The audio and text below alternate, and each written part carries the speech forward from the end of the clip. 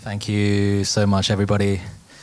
Just want to start by saying what a deep honor and very grateful to be standing in front of everyone today and to be following a bunch of amazing speakers and demonstrations. Thank you so much for HUT for the invitation. Unfortunately, I don't speak any Ukrainian besides Privyet. So if anyone does need, there are translation devices at the front. And also, thank you so much for our interpreters interpreting throughout this whole event, so I can also engage. Okay, so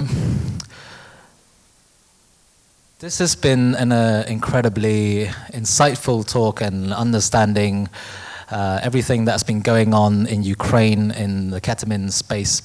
And now I am inviting everyone to also kind of expand and think more about the wider psychedelic-assisted therapy space, especially for the work that we do at Onaya. We are here to really we are an organization dedicated to bridging of indigenous and traditional values and approaches to the psychedelic therapy space, and I will tell you more about that as we go. My name is Wai Fung. I am a psychologist and I'm also a researcher, and I've been in the past 10 years training in the art of curanderismo, which is a form of shamanism in the jungle, and bringing this information to the way we conduct research and also therapy in the space.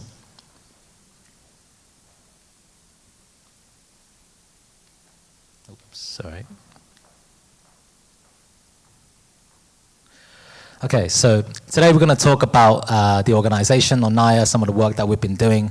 Our primary focus has been work in the Amazon jungle, focusing on ayahuasca. More recently, we've also been spanning out to other psychedelics as well. We've also been working in clinical trials previous to the ayahuasca specialism. And we've also been working with indigenous groups, and we would really like to paint a little bit of a picture around the set and the setting, the way it is done in traditions that have really persisted throughout the test of time, and then also gives you a little bit of an overview of some of the research that we've been doing, sharing some preliminary data and the work that we've been doing with the veterans that we've been working with alongside the Heroic Hearts project, as well as the current project with Healing Ukraine Trauma with HUT, and sharing some of the things that we're doing with this wonderful collaboration. So, essentially, Onaya Science, we are a not-for-profit organization researching psychedelic healing in relationship with tradition. We earnestly believe that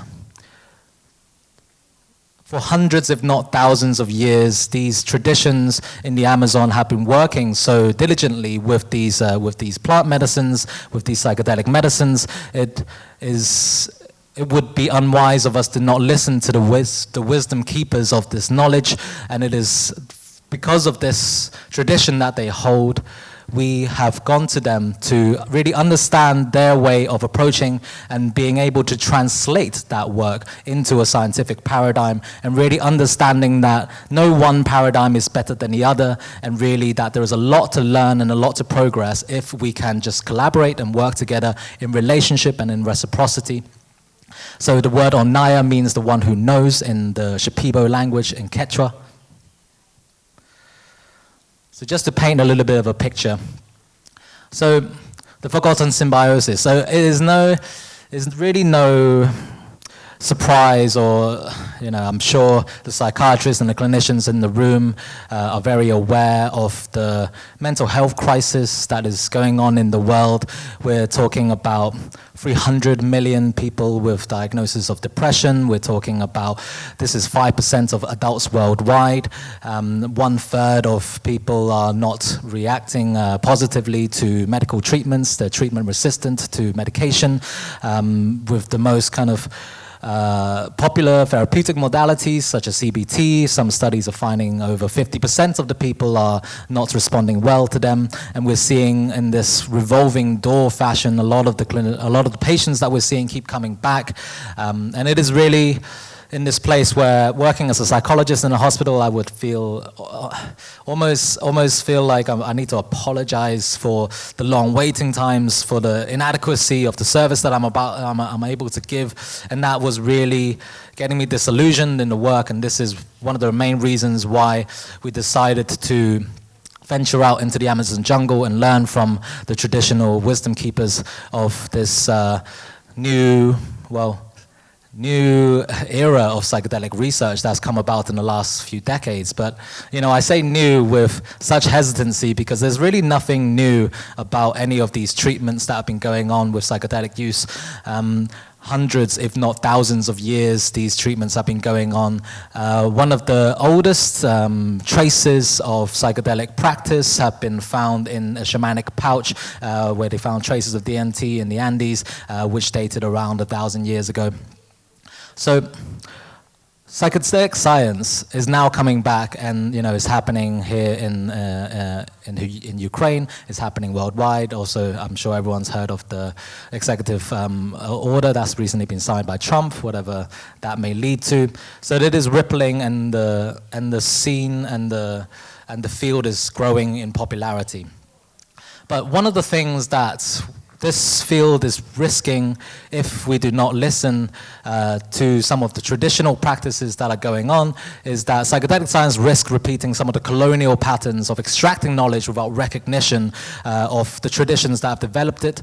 And I bring this idea of cosmic diplomacy between the different cosmologies that are governing the different cultures that are going on, especially around psychedelic use, and how we can encourage dialogue between indigenous science and also Western science, because indigenous people have a very scientific method of their own. Through trial and error over long periods of time, generations are able to develop this social safeguard, develop all of these rituals and traditions that then allow us to safely elicit the highest therapeutic potential from these potentially very profound psychedelic experiences and mystical experiences that people go through.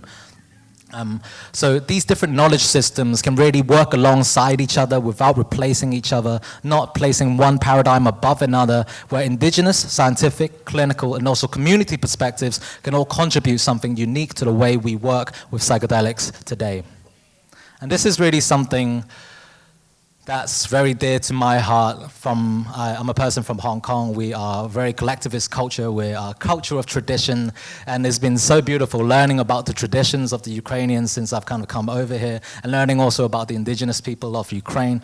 And I'm sure you understand when I say some of these things, they persist and survive the test of time for a reason, and there is a reason why they work. Even if the scientific paradigms are struggling to explain it at the moment, we will find paradigms and methodologies and ways to explain and translate this to the way we can peer review this information to make our treatments more accessible and also more cost effective as well. So just to give a little bit of a rundown of ayahuasca for those who might be a bit less familiar. So ayahuasca is essentially an Amazonian brew made of two basic plants, the Banisteriopsis caapi vine, which contains the beta-carotenoids, harmonines, tetrahydroharmonines, and also the Psychotroph viridis, which contains the DMT, dimethyltryptamine, which is essentially a bush. And essentially, there are enzymes within our body called monoamine oxidase, which breaks down DMT if ingested, and therefore the ayahuasca vine contains the MAOI, the monoamine oxidase inhibitor, which together render the DMT orally active when we ingest it. And for the longest time, this has now been a big part of the tradition in the Amazonias. Through a lot of hundreds of different tribes use ayahuasca, and they are really known for their characteristic changes in sensory perception, cognition, emotion, visionary experiences, the purgative effect, the body cleaning that also comes from using ayahuasca, introspection and thinking about the ability to access, if in a safely held container, relationships with memories that have been repressed for a long time, which is why the the literature around psychedelics for PTSD and trauma have been slowly emerging as well.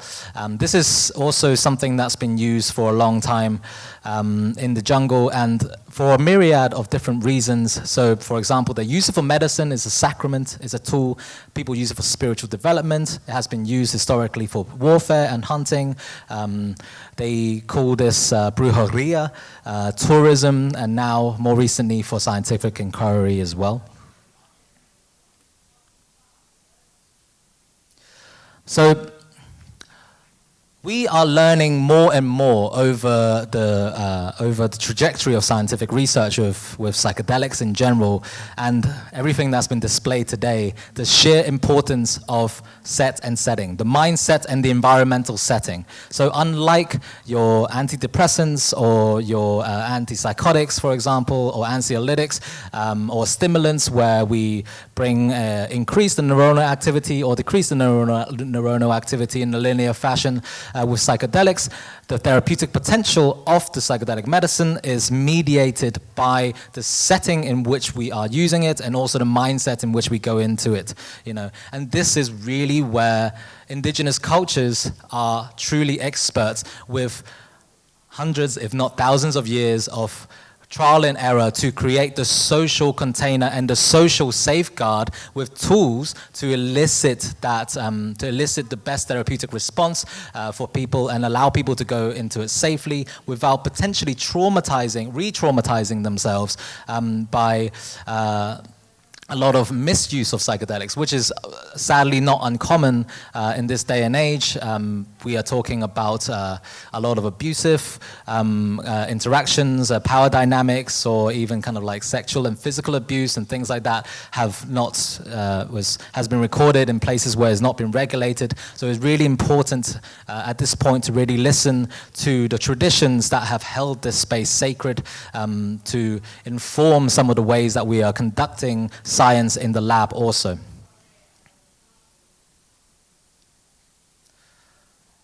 So to paint you a little bit of a picture. So we have been working with a number of different traditions in ayahuasca. Primarily, we have been working with the Shipibos, the Shipibo tribe, the Shipibo Canibo people in the Amazon basin of Iquitos in Peru. Just to paint you a little bit of a picture of how they run a ceremony and how this treatment comes about.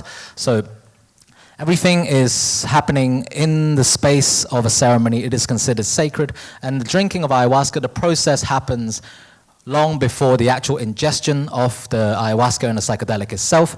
So we call this the washout period. At least a couple of weeks beforehand, participants are asked to restrain from certain foods, for example, salts, sugars, oils, certain activities, behavioral activities as well, such as masturbation, engaging in sex, and obviously anything that would be psychoactive, prescribed, non-prescribed medication, including coffee, tobacco. And really the idea is to engage with the session as cleanly as possible physiologically, but also psychologically and also spiritually, and thinking about what we engage with socially as well, the conversations that we have, gossiping, maybe becoming aggressive, allowing ourselves to become ungrounded and uncentered, engaging with social media that might not be good for us, and also things like violence, you know.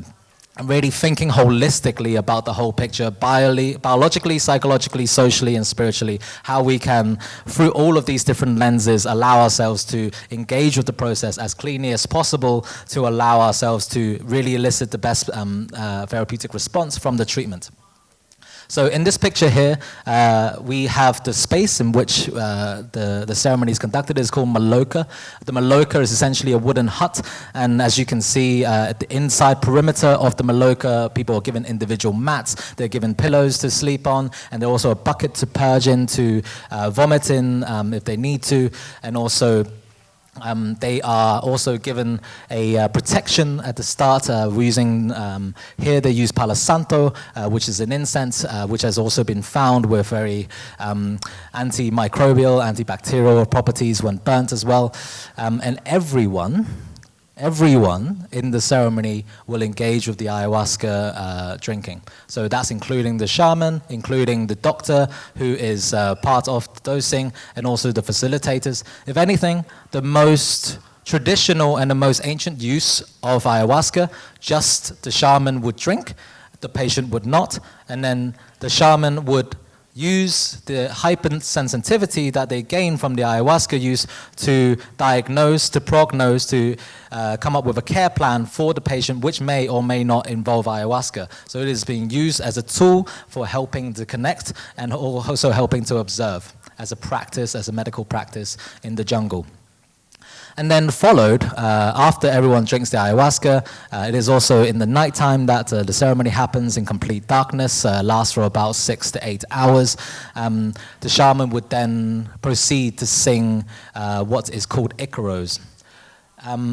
It is really interesting, I find, especially as the psychedelic field grows, the more and more importance the music has been kind of like placed on the dosing session itself. People are understanding that music can provide a sonic container in which the experience is allowed to happen, providing grounding when grounding is needed, comfort when comfort is needed. A lot of research now is even showing neurologically sometimes the psychedelic can produce less of a therapeutic potential than the music itself, and that music and psychedelics can elicit similar activities in the brain, bringing emotional content to the forefront and diminishing intellectual thinking and cognition. So something about the way that these icaros or these songs are sang, the way that they're not really, obviously they're not using recorded music within the way that they run ceremonies in the jungle, and they're really freestyle and kind of like tailored in real time for the individual or the group as a whole in time, and they are very specific. The only way I could really describe how the icaros are designed is that they are very surgical, very specific in the way that they are sung. So for example, there are very specific melodies and rhythms and lyrics and intentions for very specific ailments. If somebody was going through bereavement, PTSD, if someone was going through deep trauma, for opening a ceremony, closing the ceremony, for deep cleaning. They're all things that they have designed specific melodies and rhythms for in terms of the music to be able to provide what is needed for that participant in real time. And as you I love the fact that this has been repeated so many times during this talk, the sheer importance of community. Indigenous communities are very collective in nature, and everything is thought to be interconnected. We are all interrelational. It's a very Buddhist way of thinking as well. And we're thinking about how the group and the interrelationships with all the different people that you share your experience with is a significant indicator of positive change that are sustained. And this is something that we're also seeing in our research, where the level of attachment change, social cure, social safety has been a significant mediator to improvements in other mental health outcomes also. So just a little bit of a picture. So this is where the research is conducted in a place called the Mashana community in Iquitos in Peru. Just a picture of the community itself where we're based. And over the last 10 years of doing this research in the jungle, we have been looking at a variety of different metrics, looking at different areas. We became the first organization to research the impact of psychedelics, any psychedelic, on epigenetics and the changes in DNA, as informed by some of our maestros as well. That's something that we should be looking at in terms of familial kind of changes and familial lines as they describe it. And also we have, I guess it's important to say that, in order to work reciprocally with the indigenous people that we work with and not in an extractive way, we have set up an indigenous advisory board. So working alongside the maestros who have been providing this treatment and the practitioners to create steering groups so they can tell us where they would like us to focus our research and to focus our energy. Some are easier to translate than others into science, some are less so, but we do our best. And this is a process that we keep going throughout each stage of the research process, from inception of the study all the way to how the data is interpreted, translating it back into Spanish so they can engage with it, and also something that can, ensuring that the research is something that can also give back and help the communities that we are essentially engaging the research upon. This is just some of the publications, book chapters and things. There are more, and yeah, you're very welcome to find me if you're interested to finding out more. So, I guess everyone is familiar with the Heroic Hearts Project. For those who are not, so Heroic Hearts Project are essentially a veterans supporting charity based in the United States. They now have a few branches, especially for veterans who have suffered from PTSD, traumatic brain injury, for example, who have struggled with conventional treatments, treatment resistant, and then they reach Heroic Hearts Project, and who are able to guide them to alternative ways of treatments, and one of those is treatment with ayahuasca. And so we have been working alongside the Heroic Hearts Project in the mixed methods observational study into the effects of legal ayahuasca retreats on military veterans. It is a very multidisciplinary project. We are currently 3 years now into a 5-year project. So just to give you a little bit of a rundown of what is going on in the study. So essentially we have is a repeated measures design. We see people before they enter the treatment, so they are allowed to be their own waiting list control group, and then pre, post, and also 3, 6, and up to 12 months, we then follow up the veterans as well as their families to engage with how they are working socially. It's very multidisciplinary, so we have experts in, for example, neurology. We look at EEG, we look at stool samples, the gut microbiome, we look at blood and also saliva samples, and looking for epigenetic changes, working with universities internationally. And just to share some of the early outcomes.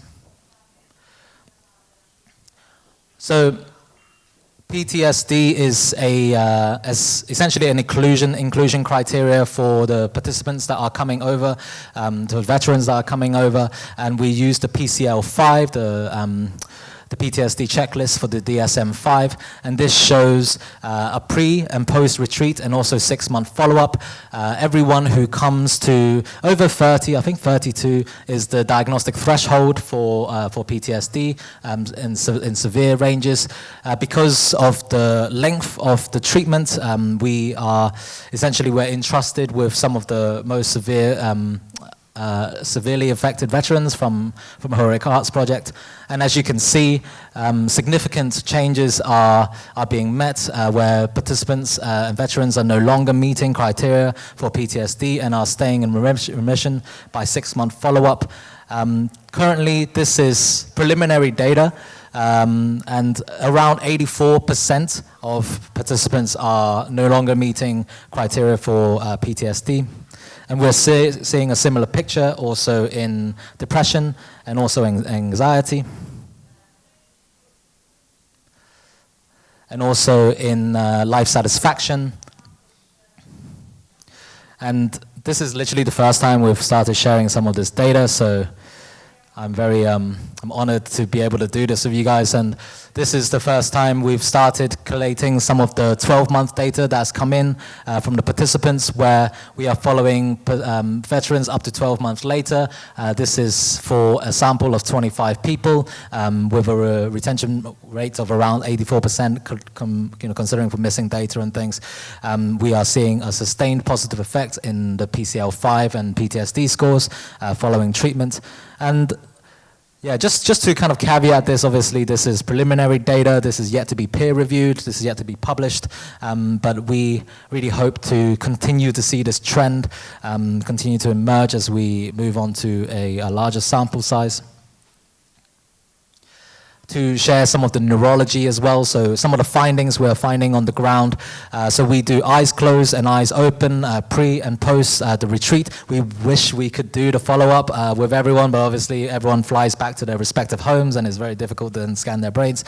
But essentially, as the clinicians in the house will know, PTSD is essentially associated with a reduced brain signal in diversity, connectivity between different regions, alpha activity, and some of the things that we're finding is that following the treatments, this is the difference between the two stages, we're seeing more alpha band connectivity, different regions of the brain that don't typically communicate with each other and encouraged to communicate. We're seeing kind of increased brain signal activity and more flexibility, more malleableness, essentially becoming more childlike in the neuronal activity. This is replicating some lab studies also in psilocybin. And also reduced alpha power. So this is something that is very we known as the kind of alpha rebound effect. So where people essentially experience a significant kind of increase in some of the anxieties that they do before it drops and is reflected in the neuronal activity as well.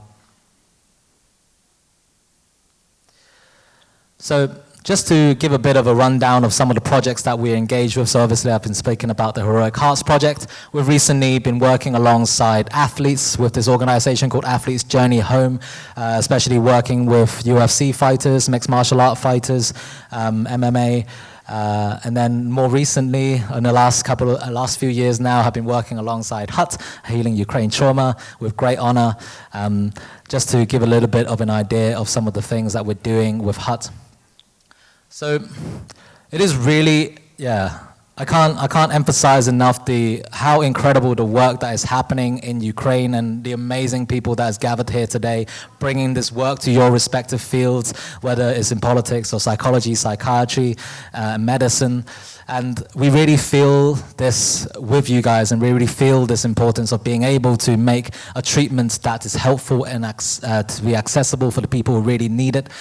So one of the primary reasons why I'm in Ukraine currently is to help HUT set up the infrastructures of data collection, where we can not only just look at the individual changes and monitor their outcomes, but to be able to also contribute to service-wide evaluations to see how we can do better, how we can better inform the protocols that are ever changing and the hypotheses that we're testing, and also how we can later contribute to the wider empirical research literature at large, and how we can also compare with other studies that are going on with some of the measures and the data that's been taken, both psychologically and also biologically as well. And another really important aspect beyond kind of numerical, potentially quite reductionist data, is this idea of honoring the knowledge from traditions that can help inform and generalize the way we do dosing. And even just today, watching the demonstrations that have been happening already, as you can see, a lot of formatting have already been informed by things that have been done for a very long time and have found their way to the evidence base. So for example, meditation, for example, setting the mats up in a circle, something that connects us all. For example, the recent understanding that community is significantly important to the healing of the individual. For example, the importance of music. And these are all things that can help to inform a better environment and setting in which people can safely undergo these psychedelic and very profound transformative experiences. And a big part of the work that I hope to do in HUT is to really bring our expertise from working with Indigenous people in supporting not just the dosing, but through the education, through the preparation, the ceremonial navigation, and also the integration part of Healing Ukraine Trauma, because essentially I can't emphasize how deeply I believe in the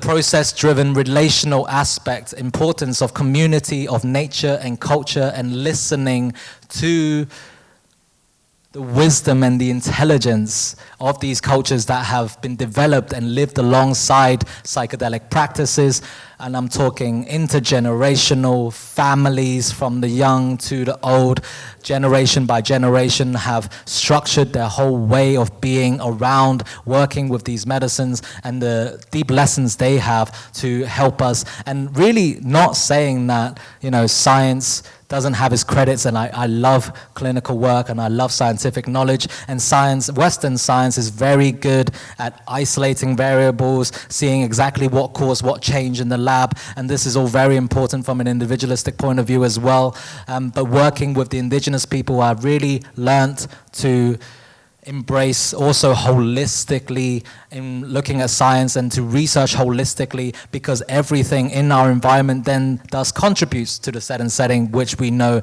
impacts the therapeutic outcome so much with psychedelic experiences. So I hope that this talk can inspire research and care models that are collaborative, ethical, and also relational alongside the traditions that have come along with it. These are some of the core team members, including Jonah, who was guiding the education segment, and also some of the Indigenous Advisory Board members on our team, Dr. Simon Ruffle, my colleague and good friend, who was also in Ukraine last year. So with that, thank you so much for your attention. I really appreciate it. If we have time, I welcome any questions at this point. Are we good on time? I feel like we've gone over, but I'll be around. Okay. We have a little bit of question time. Thank you so much.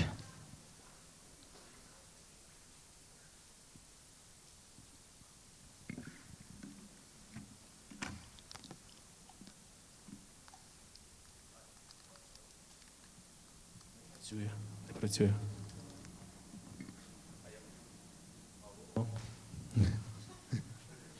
Чути? Я хотів би задати питання, Вай Фунг, дякую за доповідь, про ваше ставлення до, ну я би це так сказав, такого спрощеного експорту тубільських практик, ну, скажімо зараз про Україну, так? Тому що є дуже великий запит на зцілення, і є ціла мережа операторів, які задовольняють цей запит, але в такій дуже спрощеній формі. То моє питання полягає в тому, що в цьому випадку не мов би краще хоч якесь, ніж ніяке, чи все ж таки це то, що працює проти, скажімо так, ось формування такої професійної спільноти і, коротше кажучи, не мов би ваше ставлення до цієї такої дилеми, бо є запит, і він відразу задовольняється, звісно, як на будь-якому відкритому ринку. І є ота зворотня така темна сторона, де люди приходять за зціленням, а інколи отримують ще більшу ретравматизацію. Дякую. Absolutely. Thank you so much for the question. Yeah, and this is something that we've been tug of warring with and trying to understand for a long time. And I really do believe that it needs to be a simplified version, because essentially, you know, we're not in the jungle. We don't have shamanic practice. We don't have shamanic training. What we do have is clinical training. And what we can do is replicate what we can. So I definitely agree that something is better than nothing. There is also, you know, the difference between cultural appropriation and appreciation, right? You know, and we are already doing a lot. I can see that a lot has already been done to pay respects to the inner mystical process that's been going on. Even just like watching this demonstration or watching the use of singing bowl and respecting kind of like frequencies that are traditionally healing and bringing that into the psychedelic space in the clinical setting is already starting to be informed by those indigenous practices. You know, so for example, one of the, you know, even like a simple practice of prayer and intention. We know you can call intention whatever you like. Some people call it prayer, some people call it setting that intention. We keep coming back to that over and over again. And one of a simple thing that can easily be incorporated into any protocol is, for example, to have humility and show compassion and show respect, paying respects to gratitude and respect to the spirits of the land, to the earth, to those who came before us, to those who have left, to our ancestors, to our family, and to start each and every session with that gratitude and respect then sets the precedent for the ongoing session and the intention that unfolds within that session. You know, there are definitely lots of simple things that can easily be adjusted. Thank you. В когось є ще питання? I hope that answers the question to some extent. Hi, thank you for your presentation. So I wanted to ask you, you said that one of the main parts of the healing process is also not only the medicine itself, but also the context and the cosmology and all the science. So if we are using this ceremony or any kind of treatment in other communities that are not connected to the Amazonia, how do you think? Is there a possibility that we should make them more local? So use our own music, use our own science. Would that make more sense for us? Oh, definitely. Thank you so much for the question. So I firmly believe that we don't need to travel all the way out to the jungle. You know, that's been my path, but we don't need to travel all the way out to the jungle, and nature and culture will provide us exactly what we need right by our doorstep, right by our feet. And it can elicit a much more kind of like deep journey for people if they are listening to a language, for example, that they can understand, or a culture that feels really home to them and allows them to go deeper because of that sense of homeliness. And working with lots of different traditions, you start to kind of elicit themes or elicit kind of underlying mechanisms for what is working and why these different traditions are still coming to the same thing. And I'm talking traditions that have come from different parts of the world in different time zones, and for some reason they're all saying intention is very important. They're all saying this power of prayer is very important. They're all saying that group is very important. They're all saying dream is very important. You know, there are certain aspects of all of these themes that can be elicited and then translated to the setting that you're working with, which is primarily what clinical studies are doing, essentially. Something that works for them, makes sense in their scientific and clinical language to pass the laws and the systems that allow them to then administer this to people to make it accessible, right? So yeah, good question. Thank you. Ще є питання?